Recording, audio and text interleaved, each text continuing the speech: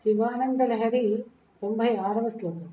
ధైర్యాంకుశేన నివృతం రభసా దాకృష్య భక్తిశృంఖలయా పురహర చరణాలానే హృదయమదేవం దధాన చిద్యంత్రైః. తాత్పర్యము: పురహరుడవైన ఓ మహాదేవ, శత్రుపురమును జయించిన రాజు మదగజములను అంకుశంతో పొడిచి వాటిని వశపరుచుకొని గొలుసులతో బిగించి ఉపాయంతో కట్టుస్తంభాలకు కట్టిపెట్టినట్లుగా నా మనస్సనే మదగజాన్ని, ధైర్యాన్ని అంకుశంగా చేసుకుని వేగంగా దాన్ని నీ వశం చేసుకుని భక్తి అనే సంఖ్యలతో నీ మహత్వజ్ఞానమును ముడిపెట్టి బంధింపుము అని తాత్పర్యం. ఇక్కడ ఒక చిన్న గమనిక. పురహర అనే దాన్ని సంబోధనగా కాక ఏక సమాసంగా పురహర చరణాలానే అనగా ఈశ్వరుని పాదం అనే కట్టుస్తంభానికి అని కూడా అర్థం చెప్పవచ్చు.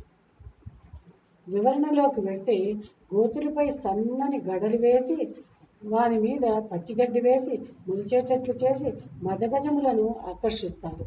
అవి అక్కడికి గడ్డి తినడానికి వచ్చి అడుగు వేయగానే గడలు విరిగి ఆ గోతులో పడతాయి. వాటిని అలాగే కొన్నాళ్లు ఉంచి ఇతర గజముల సాయంతోనో యంత్రాల సాయంతోనో గోతులో నుండి తీసి మచ్చిక చేస్తారు. శంకరులు ఈశ్వరుని ఇలా వేడుకున్నారు: త్రిపురహర, నీవు పురహరుడవు, ముగ్గురు పురరూప రాక్షసుల్ని హరించిన శక్తిమంతుడవు. ఇంత శక్తియుక్తి గల నీకు నా హృదయమనే మదగజాన్ని కట్టిపడివేయడం ఏమంత పెద్ద పని కాదు. నీ దగ్గర ధైర్యమనే అంకుశం ఉంది. ధైర్యం అంటే ధీరుడు లక్షణం.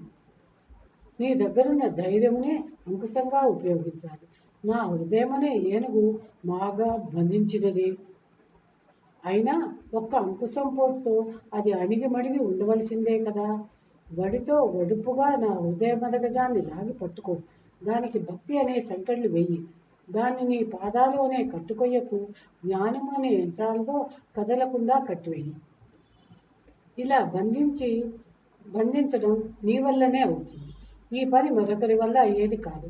ఎందుకంటే నీ వద్ద శక్తి, యుక్తి, సాధనా సంపత్తి అనేవి ఉన్నాయి.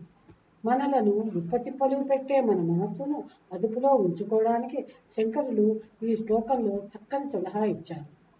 మన మనస్సు కూడా ఏనుగుల విషయములు అనే మహారణ్యంలో స్వేచ్ఛగా సంచరిస్తుంది. దాన్ని మనం బుద్ధి అనే గోలు ద్వారా ఆకర్షించాలి. దృఢమైన భక్తిని ఏనుగును బంధించే ఇనుప సంఖ్యలుగా వాడి బంధించాలి. ధైర్యం అనే అంకుశాన్ని ఉపయోగించి మనస్సు అనే మదగజాన్ని లొంగదీయాలి. ఇది ఇంకా తిరగబడుతూ ఉంటే గట్టి గుంజకు దాన్ని కట్టివేయాలి. పరమేశ్వరుని పాదాలు అనే గట్టి గుంజకు మన మనస్సు అనే మదగజాన్ని కట్టివేయాలని శంకరులు సలహా ఇచ్చారు.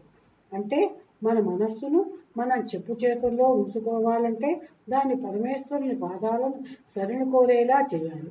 ఆ పని చేయడానికి ఈశ్వరానుగ్రహం కావాలి. ఆ అనుగ్రహాన్ని శంకరులు కోరారు.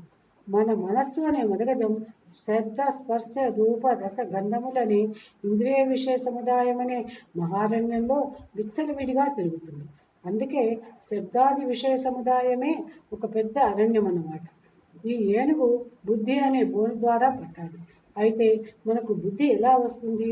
భగవంతుడు అనంత కళ్యాణ గుణ సంపన్నుడు అని పెద్దల వలన చక్కగా తెలుసుకుంటే మనకు మంచి బుద్ధి వస్తుంది. ఆ బుద్ధి అనే బోనుతో మన మనస్సు అనే మతగజాన్ని విషయారణ్యం నుండి ఆకర్షించాలి. అలా పట్టుకొనడానికి భగవంతునిపై ప్రేమ అనే సంఖ్యలను తగిలించాలి. అలా సంఖ్యలు వేసినా మన మనోమదగజం పొగరు పూర్తిగా అణగదు. ఏకాదశి ఉపవాసం, ఉపాసనా నియమాలు వంటి వాటి ద్వారా మనోగజాన్ని శాంతపరచాలి. ఏనుగును పట్టుకొనడానికి తిండి పెట్టక పస్తులు ఉంచుతారు కదా, ఉపవాసాలు అటువంటివే. అలా చేసిన మనోమదగజం పైకి ఆస్తికుల వల్ల కనిపించే నాస్తికుల దుర్వాక్యాలతో భగవంతుని అస్తిత్వం విషయంలో సంశయం పడుతూ ఉంటుంది. అప్పుడే మనోగజాన్ని లొంగదీయడానికి ధైర్యం అనే అంకుశాన్ని ఉపయోగించాలి. అయితే ధైర్యం ఎలా ఏర్పడుతుంది? భగవంతుడు చెప్పిన యోగక్షేమం వహామ్యహం అనగా నన్నే సేవించు అని భగవద్గీత చెప్పింది. భక్తుల యోగక్షేమాలు నేనే వహిస్తాను అని. మన్మనాభవ మద్భక్త మధ్యాజీ మాం నమస్కురు మావే వైశ్యసి సత్యంతే ప్రతిజానే ప్రియోసిమే అని కూడా భగవద్గీత చెప్పింది. సత్య ప్రతిజ్ఞ చేసి చెబుతున్నాను, నా భక్తుడవు అగుము, నన్నే చేరుదవు అని. మామేకం శరణం వ్రజ మోక్షయిష్యామి అంటే నన్నే శరణు పొందు, మోక్షం పొందిస్తాను అని. ఈ మొదలైన శాస్త్రీయములైన భగవద్వాక్యములను వినడం వల్ల ధైర్యం వస్తుంది.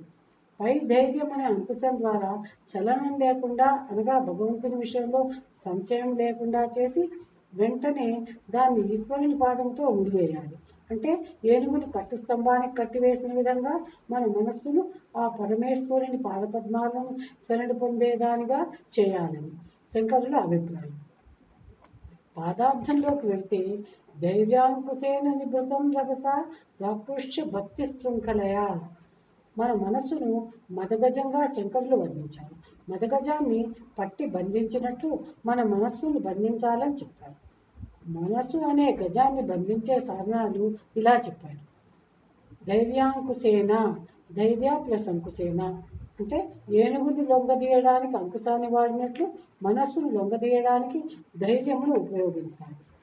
ధైర్యం అనే అంకుశంతో రభసాత్ ఆకృష్య అంటే వేగంగా స్వాధీనం చేసుకోవాలి. భక్తి శృంఖలయ అంటే భక్తి అనే గొలుసుతో, నిభృతం అంటే గట్టిగా బంధించాలి. ధైర్యం అనే అంకుశంతో వేగంగా స్వాధీనం చేసుకుని భక్తి అనే సంఖ్యలతో గట్టిగా కొట్టాలి అని. పురహర చరణాలని హృదయమదేవం బదాన చిద్యంత్రై. పురహర అనగా ఈశ్వరు యొక్క చరణాలని అనగా పాదములనే కట్టుస్తంభమునందు, చిద్యంత్రై అనగా జ్ఞానమనే యంత్ర సాధనాలతో, బదాన అనగా కట్టు అని ప్రార్థన. మనస్సనే మదగజాన్ని ఈశ్వరుని పాదమనే కట్టుస్తంభానికి జ్ఞానమనే యంత్ర సాధనాలు ఉపయోగించి బంధించాలి అని భావం. ఈశ్వర పాదమునందు తన మనస్సును లగ్నం చేయమని శంకరులు ఈశ్వరుని కోరారు. 96వ శ్లోక విశ్లేషణం సమాప్తం. ఓం నమః శివాయ.